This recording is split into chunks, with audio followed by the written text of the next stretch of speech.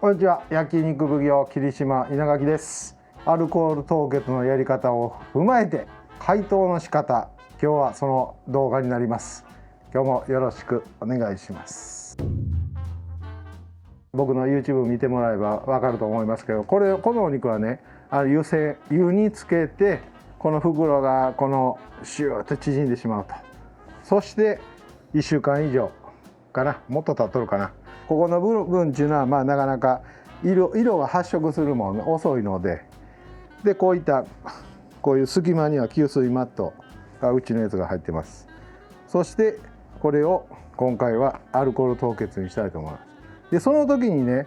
このシールは取ってください。取れるんであればピチャッとひっついとって、よそで買われた時とかね、シールが貼ってないやつやったら別にこのまま。なぜこのシールを貼ってくださいというと、アルコール凍結やから G が全部消えるし、でそのアルコールなんかがまた汚れてしまうので、こうやって取れるんであればこれを取ってしまうと。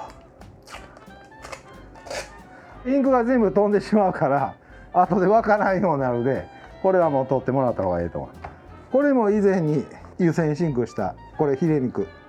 湯煎してまだ1日経ってないです。真っ黒系見てもらうと分かるけど、この辺も真っ黒、湯につけたからね。だからこの状態でアルコール凍結してしまうと、このままで凍ってしまうので、このようにこれみたいにね、ちゃんと全部発色してからアルコール凍結に必ずしてください。色が全部出てからでないとアルコール凍結じゃなくても冷凍庫に入れたら絶対ダメなんです。絶対に。この湯煎真空にしたやつと湯煎にしない真空袋でするのは何が違うかというと、この湯煎でしたやつはね、こういう隙間多少はちょっとドリップ出るんやけど、全部ギューッとその形になっとるからドリップがここに溜まりにくい。でこういったシワになってるところに吸水マットを入れることによって、ここのシワに来た水分やったり肉の汁が全部この吸水マットで吸うてくれるので物持ちもいいと。袋も湯煎用やから、この隙間これシワができとるけど、こうやってね多少は縮まらんやつでするともっとシワができるし、解凍する時はこの真空で急速冷凍したやつのは解凍がしやすいんです。これギューッとこう隙間なく真空パックになっとるから、このままジャボンと冷凍にして、今度出す時ね、解凍するのでもドリップが出にくいと。であともう一つは、もともと急速冷凍かけたやつやから、普通のじわじわ凍らしていくやつよりも全然ドリップの量が全く違うし、色持ちもいいですし、で肉の変色も早いです。でもう一つは、今日これ使いたいと思ったらこのまま水の中に入れたら、この普通の真空のこの湯煎用じゃないやつはこうやってまたギューッと押されるから、またこういうような色になってしまう、黒く。でこれはもう押されるっていうか、こうなっとるやつやから、ギュッとだから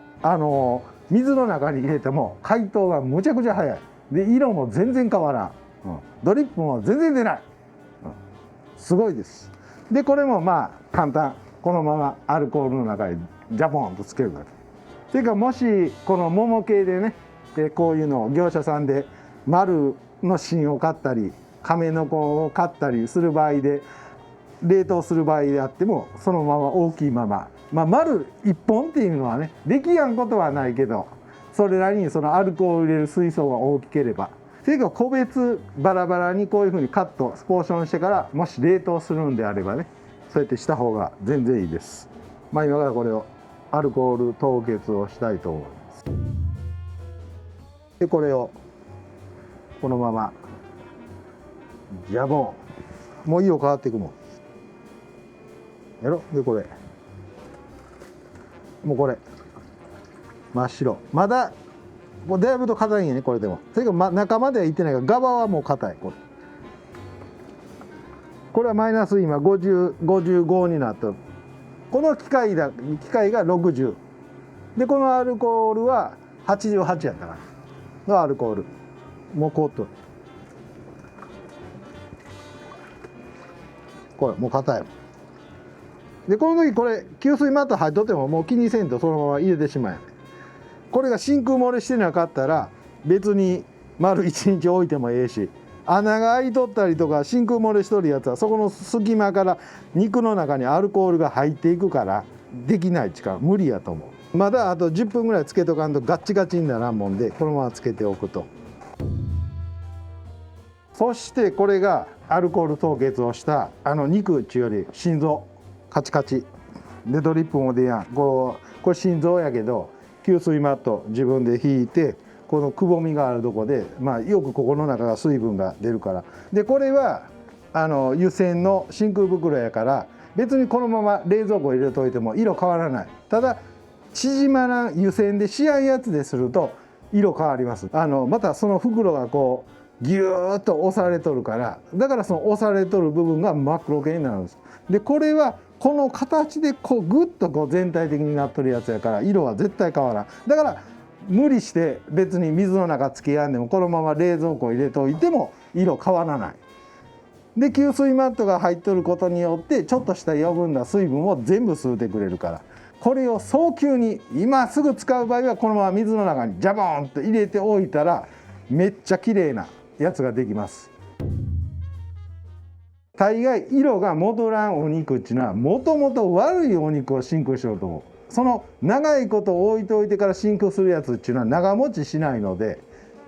真空してるから普通の真空専用には長持ちするけど、例えで言うたらね、ゴールデンウィークに見越して牛肉をバッと買いました。せやけど思っとるほど発注もこうへんだしお客さんも少なかったな、もう早いうちにもうあれ早ずもう冷凍してしまえとかね。でもう一つは大きな塊を作っていった時にその真空パックにして出るか出やんかちょっとどうしような、でも冷凍にはあんまりしたくないなっていう気持ちの時、せやけどほったるっていうことよりもそういった冷凍にどうしてもしやな感じはそういう風にしたい。一番チルドとか生の状態で売れるのがベストなんやけどね、いいお肉を早いうちこう冷凍にしてしまうっていうのはみんなせえへんと思うんやけど、いいやつを早く、冷凍にしてしまった方がいいと思う。内臓系なんて特にそうですよ。ハラミとかね、ハラミってもともと湯煎真空ってあんまりせん方が本当はいいんやけどね。せやけどどうしてももう売れやんだどうしようって困ってるぐらいだったら僕は湯煎真空にして早いうちにその色が出たらもうすぐ冷凍にしてしまうとかね。判断するそのあれがあるんやけれども、せやけどもうそれ時は思いっきりやった方が僕はええと思う。ほったるよりは絶対いいですよ。で削るのも一緒。削ってほったんのもね、本当はその何ていうの瞬間冷凍機っていうやつがあるんですよ。やつがあるんですよ。せやけどそんなん僕ら絶対買えやん。めちゃくちゃ高いですから、お金をかからんように。ほんで物を良くするためには誰でもできると思う。でアルコールも高いけどね、80何度ってやつはこの1等間のやつ。せやけどそんなにすぐなくならへん。なくなるのはさっきもこう上げた時にアルコールがバラバラバラって落ちるでしょ。でその時にボールかなんかですくうてこう一回僕は拭き取るんですよ。拭き取った時にそのアルコールがなくなっていくからそれでなくなるぐらいで、それ冷凍庫にあったらね蒸発していくってそんにないからなかなかなくならへん。せやけどやっぱりこういったシールを知らんと貼っといてジャボンとつけるとこのインクがアルコールの中に入るから濁ってしまうからちょっと汚いなっていう。だからこれは取ってくれっていうこと。いや僕の経験ほんで一回これを取れへんだでそのままいったら全部真っ白系になった。真っ白系になってからこう粘着力もなくなったから取れたって感じ。いっぺんに全部入れてしまうと個体式番号が違うやつだともう訳が分からんくなるから、極力は本当は取りたくないんやけどどうせ全部剥がれてしまうし色出やんようになるから、それかこれを別の袋に貼っといてそれに後で包めやええし。本当に解凍するのも本当に簡単。この袋やとね、普通の真空の袋やと開けてからバットかなんか極端に言ったらこういった肉芝の上に乗せて解凍するやり方、それが一番色が変わらない。でもその中でも側はちょっと色が変わる、重なったところからやとね。でもこの袋は絶対変わらない。もう本当に気にしやんとこのまま冷蔵庫入れとけん、1日2日で溶ける。その後の管理っていうのもそんなに言うほど難しくない、25、6度のやつでもストッカーでも僕は昔はやっとったからできるとは思うんやけどね。せやけどできやんだっていう問い合わせも来たもんで、ちょっとその辺は僕も分かりにくいなと。でもう一つはさっきの僕のアルコールの入れ物はプラスチックのホームセンターで売っとるやつをしてんやけど、キッチンポットでするともっと冷えやすい。もう側がステンレスやからよう冷えると思う、もうゼロ。僕もここまで行き着くのに勉強するのにもやっぱり何年何十年ってかかっとるから、だから絶対間違いないと思う、大手さんとかやとこんなちっちゃい真空ってあんまりしやへんからね、大きい塊のブロックでやっとるやつやから。であともう一つは脱骨してから真空するやつやとやっぱり持ちも全然違う。僕らはその脱骨して早いうちに来たやつを早いうち開けて早いうちスペックにして真空するからやっぱり鮮度的にはねちょっと落ちると思う。そしてそのツルツルの真空パックのお肉をね湯煎したやつを皆さん買われた人も見えると思うんですよ。で開けるとね融点が低いやつとかだとちょっとヌルヌルっていうかねちゃねちゃねちゃってしとるやつもある、でああいうやつはミートペーパーに巻いてちょっと冷蔵庫入れといたら元へ戻ります。アルコール凍結っていうのはね昔からあるのはあるんですよ。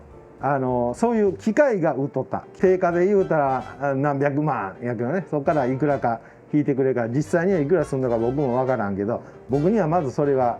買えないでしょ、そんな機械で。その次はアルコールっていうのがそんなに度数の高いやつっていうのはあんまり売ってなかったんですよ。で僕はその時は一番アルコール度数が